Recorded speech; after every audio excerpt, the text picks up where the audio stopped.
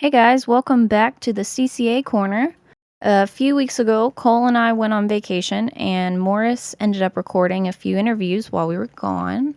So, what you're about to hear is the second of Morris's solo interviews, and this one is with Emily, a PTF from Cincinnati. We hope you enjoy it, and we will be back next Wednesday with an episode on opting.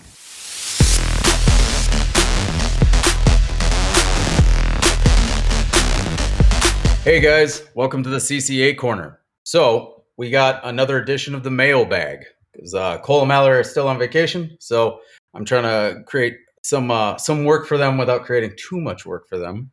Last time, if you heard, we had on Gus from out in Boston, who's a cadet instructor. One thing he wanted to make available to everybody was he set up an email. So if you got questions for an OJI or a cadet training instructor, we'll put that email in the notes for this episode and the last episode. And I think if you're in the Discord in the CCA Corner channel, he's also there, and we posted that there. So yeah, a little bit of touching on things that I forgot last episode. So on this episode of the Mailbag, early on when we were talking to CCAs, one of the first CCAs we talked to was Emily from out in Cincinnati. And so she's here joining us. Say hi, dude. Hey, I'm Emily. I'm a CCA, although technically PTF now in Hell yeah. Cincinnati. Congratulations. Thank you. The conversion hasn't officially gone through yet, so I'm still waiting to see some paperwork on that. Cool. Well, we're glad to have you. Congratulations on the conversion to PTF, dude. That's great. Well, thank you so much. It's been a long road. I'm waiting to see the everything in writing before I pop that champagne bottle, but Yeah. No, that makes sense. So I kind of want to start. So what we've been talking about is trying to get CCAs like involved in the union and organizing CCAs and shit. And like one of the things that was awesome that you were telling me about was like the success you had at your branch. Like you got resolutions passed, which is for some of us who actually go to branch meetings where we don't get movement. That's brilliant. And I want to have you on to kind of talk about that a little bit. Did you want to talk about like why you came to the post office in the first place? oh sure. Well, I had been doing archaeology for the past 10 years. I had my own business with my husband, That's and awesome. Some Indiana Jones shit. well, not quite that exciting, but yes. But uh just wanted a more stable, like, regular job. I didn't also like having to travel a lot. I wanted to just be able to be home every night. And then the health benefits were like kind of one of the main reasons I joined the post office, because I had always heard they were so good. Um and so that's kind of what brought me there. And then I had a major illness while I started working at the post office. So that wasn't why I joined the post office, but that happened within like a week of me getting hired. So it was kind of an interesting thing. I guess I joined at the right time Yeah. somehow, maybe. I don't know. So you joined for the benefits and then immediately needed to use the benefits. Yes. That's I guess that's better than but the other way around. Right. Yeah. Okay. All right. No, that's rad. So what kind of like so we're trying to get CCAs to go to our branch meetings, right?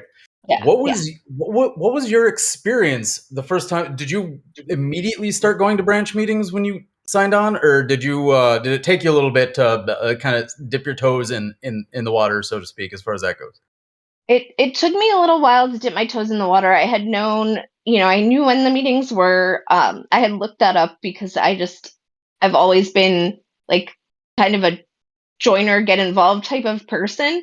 Um, so I knew when they were, and I just took like a couple months of me saying, okay, I'm going to do it this month.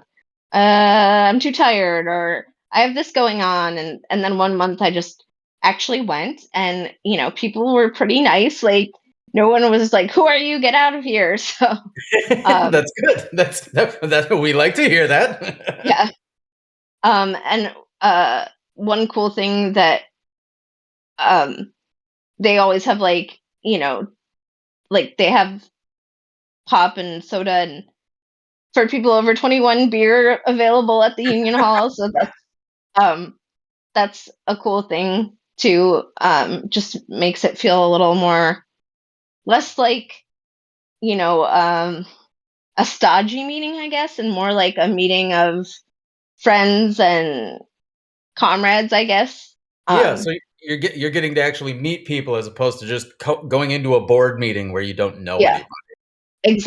exactly. That's cool. That's Um, cool. I'm glad your branch does that. so I didn't I don't even know if I talked to anyone the first meeting I went to, but I just kind of absorbed everything. And then I thought there was good information there. Oh, there was stuff that, like, I had no idea what they were talking about, right? Because people will mention like the M41 or the JCam, and you're like, as a CCA, a lot of us are like, I don't know what that is. So I'll learn about that when I'm in fucking trouble and need to know what it means. yeah. Yeah, no, I get that. So but I was like, okay, this is important, and like it was a good enough experience for me to be like, I'm going to go back. And then I went back, and one of our officers made a kind of impassioned plea for us, because it was 2024, so it was election year. Yeah, Um I mean, an impassioned plea for us to give to the letter carrier political fund, which I'm not sure. I'm sure you're familiar with it, but for people who aren't, private corporations, all of the ones that we compete with, I don't know if I can name them here. So, but it's, um, all those have their lobbies in Congress, right? And so the idea behind the letter carrier political fund is that we need our representation in Congress because we need, no matter what side of the um, political spectrum you're on, you want people who are supporting things that are helping letter carriers. yeah, So I signed up for that. I talked to him a little bit after the meeting. He was really cool, helped me get signed up. Like, it's $5 a paycheck, so like I'm not even missing that, right? yeah, And they do give to both sides, for for people that's important too. They do give to both sides. They just support people that are behind the letter carriers. And actually, one thing that's cool is our Congress representative Greg Landsman. He was a sponsor on the Protect Our Letter Carriers Act. So okay. that's just kind of a way to like show how um how important that stuff is. Yeah, yeah. So like, so what was his name? Your congressman out there? Greg Landsman. Okay, so like Landsman out there in Ohio was he was part he signed on to do the Protect Our Letter Carrier bill, right? And like Yes. so he got kind of money and he got money from that letter carrier political fund, which pushed him to do that. So instead of so there's a little bit more weight behind just calling your congressman and asking him that. That's kind of the idea, right? And they'll give to libertarians, they'll give to the Republicans, they'll give to communists, they'll give to Democrats, whoever is trying to push for. I don't know about the communist part because we don't really have that here, but whoever is willing to push letter carrier letter carrier friendly bills, that's where that support goes. That's what you're talking about, right? Right. Although I want to qualify and I want to be clear. I don't know if he officially got um money from that fund, but that's the idea. That's the idea. The fund is to Yeah. get more guys like him to back our play when it comes to Correct. Congress and all these bills. Correct. Cool. So Um, you got signed up with that like I did too. Did you got a T-shirt? Didn't you? Because I I mainly did did. it for the T-shirt. Yeah, you do get a cool T-shirt. And I have worn mine on Amazon Sunday. And but so that was either the second or third meeting I went to. Cool. Um, and then the next one was the one I went to where the contract had just come out. So it was the first meeting after the contract had come out. I guess it would have been the November meeting. Yeah, yeah. So right after the TA dropped, you guys go into this meeting to try and figure out what the hell you're looking at, right? Right, right. And so it was more packed than I've ever seen it. There are a fair number that come every month, but this was like standing room only. So it's like That's awesome. you So can you could tell people were ready to make their voices heard, which is good. yeah, That's what we want. That's big D democracy, right? Like yeah, yeah, yeah. we Yeah, this Renfro and the folk up at up at National and the post office kind of kicked a hornet's nest with this TA, and you said so your meeting was standing room only. That's pretty cool. yeah. Um so uh as far as like how that meeting went, we went over our general union business, like the things that we need to do to make sure the bills get paid. And like I think they had recently redone the floors, so we needed to allocate the money for that. And then the president was like, okay, I'm going to go over the TA, and I asked that everybody just wait to speak until the end, which was difficult. Yes. um, um, so there were some little chatter here and there, but he's going through everything that the TA says, anything he had tried to get clarification on, anything that he had gotten clarification on. Um, then he went over his particular concerns with the TA, and then he started going over his particular concerns with every part of the tentative agreement. Yeah. And I can't remember 100% if he that at the end of that then said like, personally I would be voting no, um or personally I'll be voting no. I can't 100% remember if he said that, but you could tell that that was his position. Yeah, um even if he was being neutral about it, yeah, it was kind of clear what the subtext was. yeah. Yeah, that makes um sense. and then he opened up the floor for discussion, and some people asked him questions, and then you and I had talked a little bit about how to do things before I went. And so I was like, oh, I raised my hand and I waited and I waited. When you're trying to get yourself psyched up to speak, Yeah. it seems like it's taking forever. Yeah, yeah, yeah. Yep. Um, so he calls on me, the president, and so I made my motion. I said, I'm a CCA, almost 2 years. This is what I've been dealing with. Like, um, even though I'm one of the people that stands to benefit the most from this proposed agreement, because I'll jump up to, what is it, like maybe 25, 26 an hour. I don't even remember. Yeah, once you're done being a CCA and you're, yeah, I think in the AAA category, you'll jump up to C, which is 4 steps or something. Yeah. Yeah.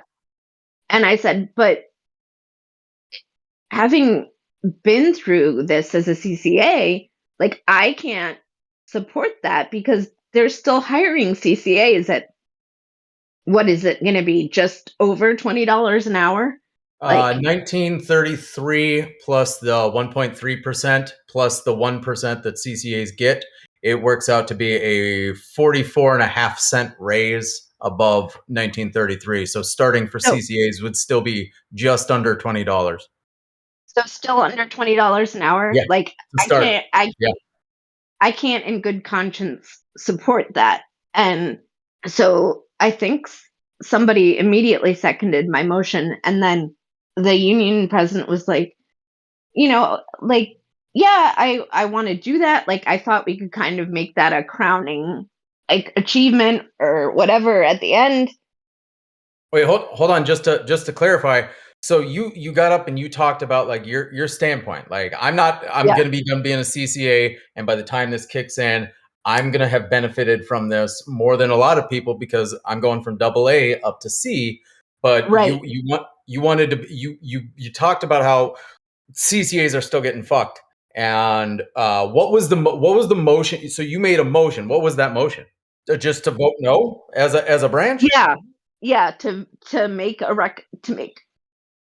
make a recommendation for our branch to as a branch endorse a no vote.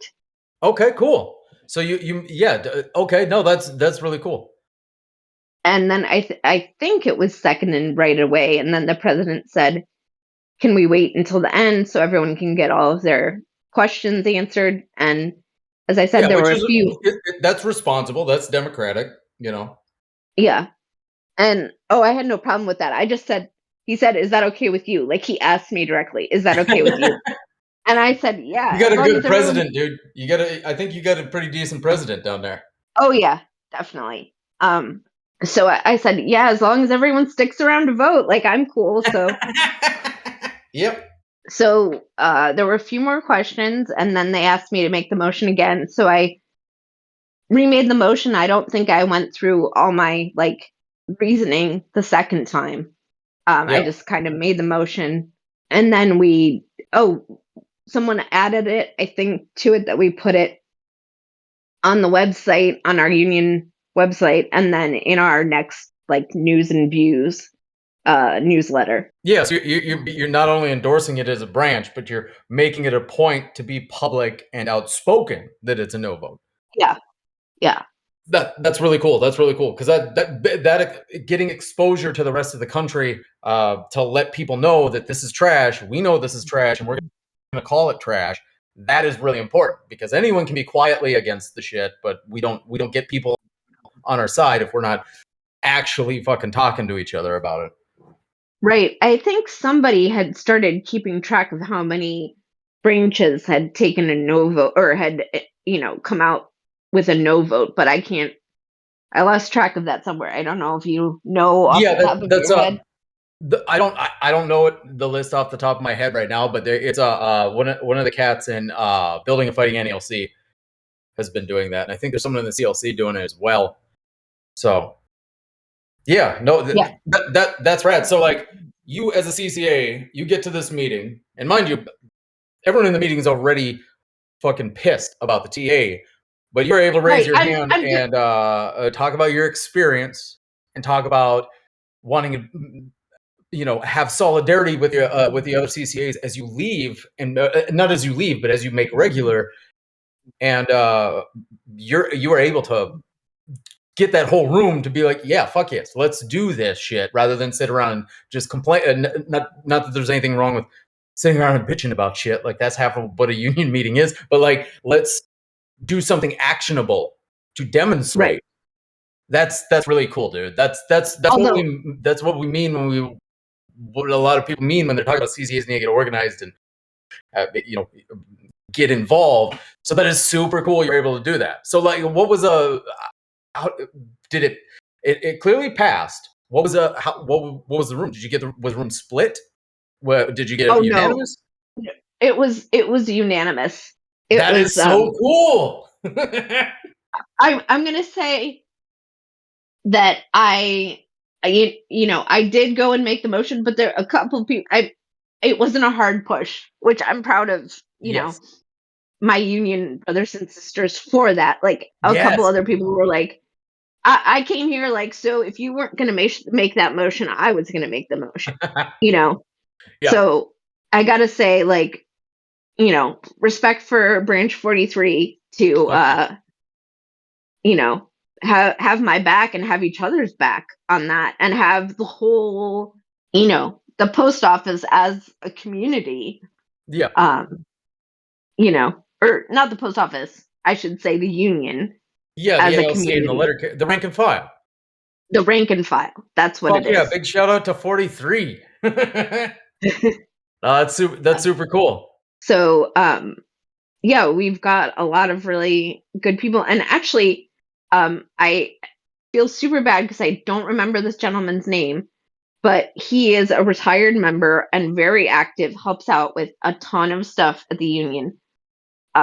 He actually said, he spoke up when we were discussing things and said, like, I don't think I should be able to vote on this. Not because I don't agree with it, but you guys are the ones who are going to have to live with the consequences of this. Oh, So you mean I'm, as far as voting with your motion? yes. Okay. And I feel super bad that I don't remember his name, but I'm going to reintroduce myself the next meeting. Cause he's like, I'm retired, so I could vote on this. He has every right to, but he's like, but I'm not like, it's your turn. You guys are the ones who are going to have to, you know, you're the future of the union, essentially. So kind Yeah. of passing the baton. That's really cool. That's really sweet. So like even though he can't vote on the TA, Right. but he can vote at the branch meeting. And he recused himself from voting at the branch meeting because he had no vote on the TA, and he took a step back to be like, "No, this is your ship now." Yeah. That is Yeah. super cool. That is super sweet. Shout out to that guy too. Mad respect for that dude. I'm sorry I don't remember your name. I promise to reintroduce myself at the next meeting. Yeah, you want that man's already in your corner. You just got to give him more opportunities. So yeah, no, Yeah. that's really cool. That's really cool. No, yeah, Emily, when you were texting me about that story, I was like, oh fuck, dude, we gotta talk because like I know I don't really get much action and much play at my branch. Working on changing that, but like, but but like getting people into the branch to stand up and say shit like that, even if they don't get any movement on it, we still need to be in there. And the more of us we get in there, the more movement we can get. You had a really receptive meeting and a receptive branch, and that is so cool. So like what kind of advice would you give to our CCAs who are kind of like hemming, not hemming and hawing, but they're like, I'll get to a branch meeting when I get to a branch meeting. What kind of advice would you have? Just show up and get some free Well, food, and if you're of age, maybe a free beer or at least a free soda. Like what? yeah. Well, I mean, if nothing else, go for the free candy and the free soda. But no, in all seriousness, you said you're not getting a lot of buy-in from your branch, and I'm saying yet Yeah. because like you don't know how many times like you've said something and somebody's gone home and thought about that and like Yes. they they may totally agree with you. They just might be too scared to speak up. So I guess like that what CCAs may not think right now is like but we are the future of the Yeah. rank and file, and like we need to make this movement for the people coming after us. So Yeah. we don't want the people that come after us to have to go through the same eh, I'm I am having word salad right now. The same The same shit. the, yeah, the same shit. We don't and I want to say that as far as CCA experiences I've heard, like I've had it pretty easy, but that doesn't mean it was easy. And you know, I I just think like we we gotta support our CCAs, but more importantly, we gotta get rid of the CCA position Yeah. because we need an all career workforce. Like from day one, for me, if that tentative agreement hadn't said something about reducing the time, like okay, maybe you can't get rid of CCAs completely this contract, but like can you knock down the time from 2 years to 1 year? I Or just pay us think $21 or an hour. yeah, or increase the pay, like anything, you know, but Yeah, something to tangible. to expect people to work for 2 years without the career benefits, is just insane in my mind. Yeah, You yeah. know? No, it's only slightly better than being an unpaid intern. Yeah. Yeah. And I'm very lucky. The area I'm in, the regulars I work with, like, 99% of them treat us like super good and are super helpful with That's questions, brilliant.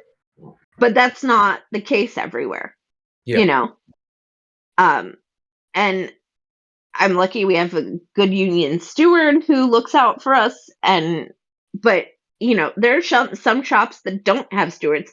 So if nothing else, CCA is going to the meetings, you can start to educate yourselves so you can, you might not be able to do it today, tomorrow, but you can speak up for your fellow CCAs when something's going wrong at your office, especially if you don't have a union steward.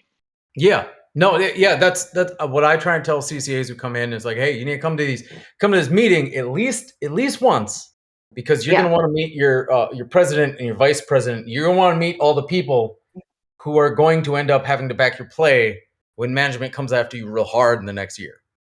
right, Like right. even and you don't got a yeah, yeah, no, that's great. And another thing, you said it, and it's something that, like, I'm not getting any action, I'm not getting any play at my branch, but the fact that I keep standing up and asking questions, and I keep bothering and being exhausting and annoying to the people who aren't giving me any play at my branch. Every meeting I have one or two more people who agree with me.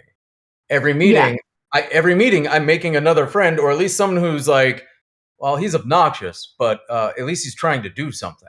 You know what I mean? right, right.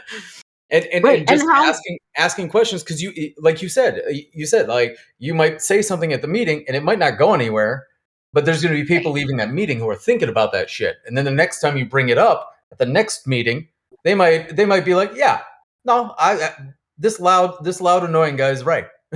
You know? And you would be amazed how uncomfortable it makes people in power to Yeah. just ask questions. Because Yep. when I was on city council in my little city, I'm not going to name it, but it's a little suburb of Cincinnati. It was a good old boys club, and all I did was ask questions. I didn't make many motions. I did make a few. I didn't get any support from most of my council members, but do you know how uncomfortable it made them just by me asking questions, by not just giving a rubber stamp of approval to everything that they did? Yeah. Extremely uncomfortable. And that's the point of a branch meeting. That's a point of a union meeting. That's the point of any organizational meeting. Is to ask questions and push back. Like, Yeah. I don't want anyone I don't want anyone to just pencil whip something.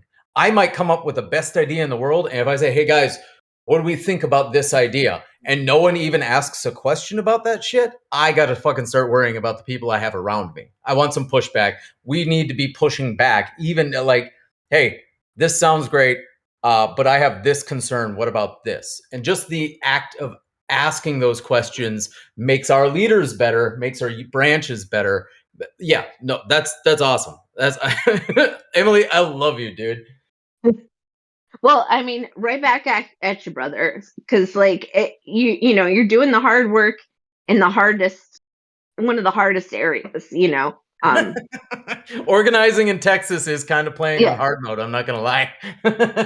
yeah. I Are you guys is the southern faction of the Build a Fighting NALC official yet? Or because I know you were Yeah, like yeah, yeah, working yeah. No, on. Ernest Gonzalez. For okay. So, like, I haven't talked about this a whole lot on the CCA corner. So the building a fighting NALC. They've started talking about starting different local branches. And if you're not familiar with building a fighting NALC, we'll put that it down in the comments. They are kind of a reform caucus. So you can kind of get on the same page with some people who believe in more radical stuff, to sort of push our rights and get our teeth back as a union. I am in the southeastern branch of building and fighting NALC, which is kind of the southern end of things, because we have different needs down here in the south. than folk up north do. It's not about division, it's just about a more specialized sort of approach to things that work down here. And And that is definitely, like, building and fighting NALC was right at the forefront, and it was the tip of the spear when it came to a lot of these demonstrations, vote no demonstrations and stuff. And we're trying to keep the momentum up and radicalize people. That's whose flyers I've been handing out when I'm organizing CCAs. But yeah, that's and I the sales pitch, the spiel, as it were.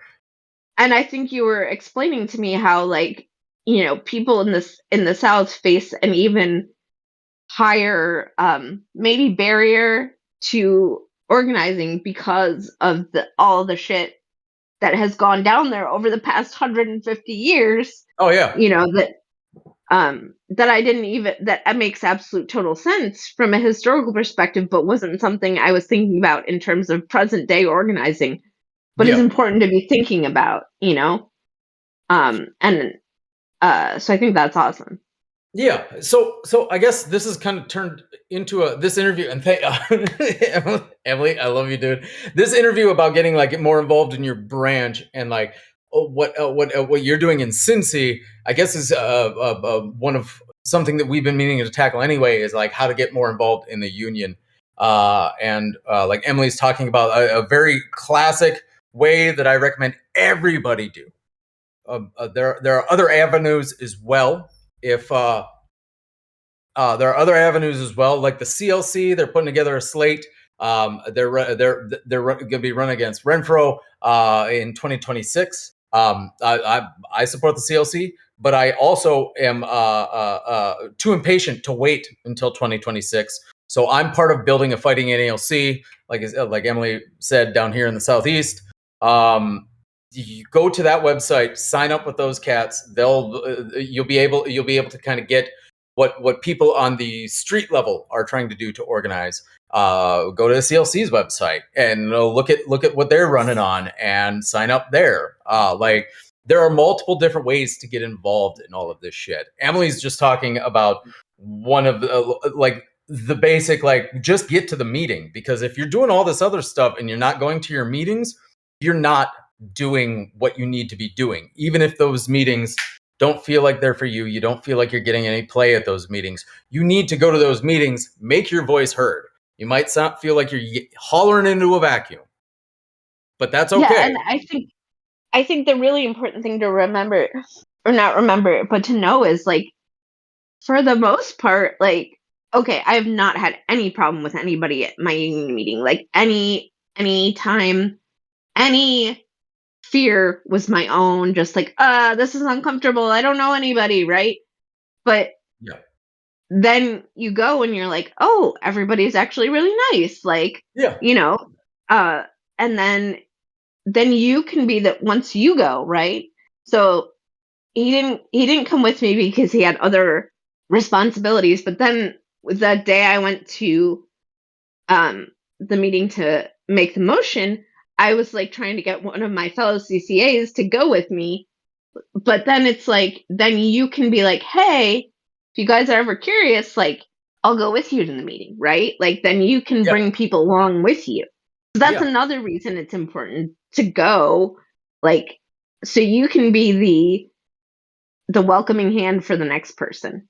Yeah. Yeah. No, that's great.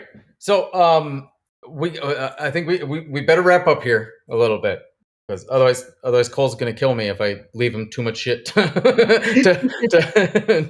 much shit to edit. I love you, Cole. I love you so much, Cole. Cole, this doesn't work without Cole. So do you have any other any other, like, shout outs or anything you want to plug, or any points that we didn't cover while we're talking about getting Um, involved in the union and getting involved in your first branch meeting? I just thank you to my branch for listening and supporting me, and just really, it's not scary. At the very least, you'll get a free soda. Go to the look at your union up. Just Google, and most of them should have a website. I would imagine all of them do. Especially now, like when it's summertime, everybody wants to be out it's nice out. You're like, I have better things to go to the union meeting. At least for us up here in the north, it's been terrible weather. So if you've been stuck at home, at least just go to the union meeting to see some other people, right? Like Yeah. you're not going to want to go in the summer. Yeah. Unless, I mean, I mean, down I here, want to go. sometimes people have barbecues. Sometimes they do barbecues. They do in Arlington, I'm pretty sure, at least. Yeah. I don't know if that's a good point, but But yeah, no. That's great. Yeah, just yeah, like Emily was saying, get involved. It feels kind of scary and intimidating at first, but you deal with fucking management all day, dudes. Like you have to deal with actual dickheads who actually want to make your day worse. The people at that meeting, the worst you're gonna get is someone who just doesn't know you and isn't saying hi. That's the worst you're gonna get. Otherwise, people are there and they want you there. They need you there.